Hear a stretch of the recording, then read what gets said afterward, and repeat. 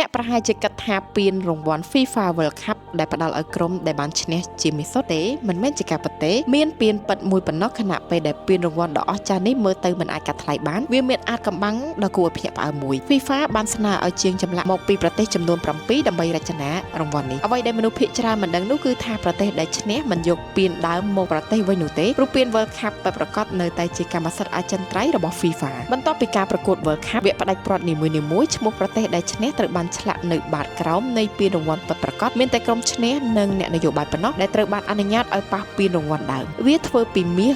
4.6 គីឡូក្រាមនិងមានទម្ងន់ជាង6គីឡូក្រាមតុបតែងដោយត្បូងម៉ាឡាខៃពណ៌បៃតងដ៏កម្រតម្លៃសម្រាប់ធ្វើពាននេះត្រូវបានគេប៉ាន់ស្មានថាគឺជាង